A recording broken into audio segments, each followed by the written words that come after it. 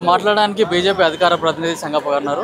ఇప్పుడు రాహుల్ గాంధీ ఓట్ చోరీ జరిగింది. బీహార్లో మీరు అధికారంలోకి రావడానికి కేవలం కాంగ్రెస్ నాయకుల ఓట్లే తొలగిస్తున్నారని ఆరోపణ చేస్తున్నారు. భారతదేశంలో కాంగ్రెస్ పార్టీ ఎప్పుడెప్పుడు ఓడిపోతే అప్పుడప్పుడు ఒక కొత్త సమస్యను కావాలని క్రియేట్ చేస్తుంది, లేని సమస్యను క్రియేట్ చేస్తుంది.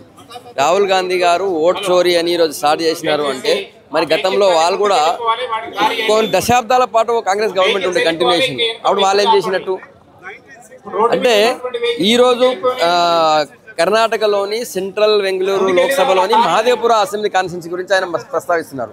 కర్ణాటకలో అసెంబ్లీ ఎలక్షన్ జరగడానికంటే 1.5 years ముందు నుంచి కూడా అక్కడ కాంగ్రెస్ పార్టీ అధికారంలో ఉంది.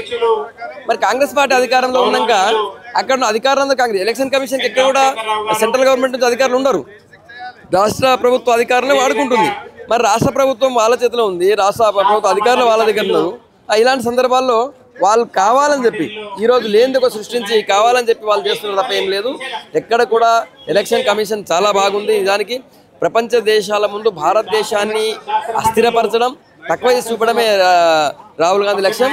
ఇది అంతర్జాతీయ కుట్ర, భారతదేశాన్ని బలహీనపరిచేటువంటి అంతర్జాతీయ కుట్రలో రాహుల్ గాంధీ ఒక ముఖ్య కార్యకర్తగా పనిచేస్తున్నారు. ఇప్పుడు మోడీ కూడా రాజీనామా చేయాలి, రాజీనామా చేసి మళ్ళీ ఎలక్షన్లోకి వెళ్ళాలి అనే డిమాండ్ చేస్తున్నారు కాంగ్రెస్.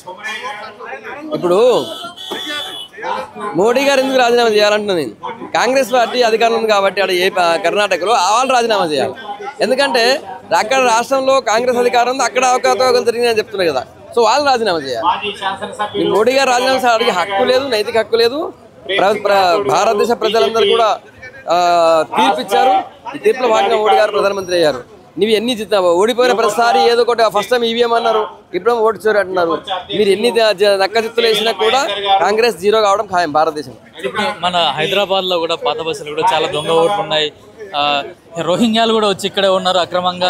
ఆధార్ కార్డులు, ఎలక్షన్ కార్డులు కూడా వాళ్ళు ఉన్నాయని మీరు బీజేపీ వాళ్ళు కూడా గతంలో కూడా చాలా సార్లు ఎలక్షన్ కమిషన్కి అప్పీల్ చేశారు.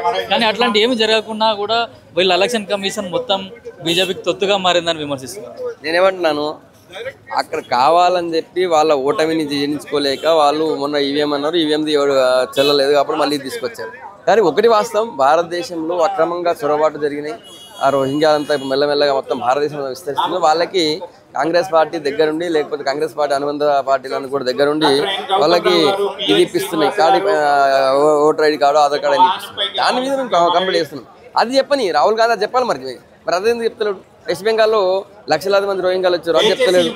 వేరే బీహార్లో లక్షలాది మంది రోహింగ్యాలు వాళ్ళు అది చెప్పరు.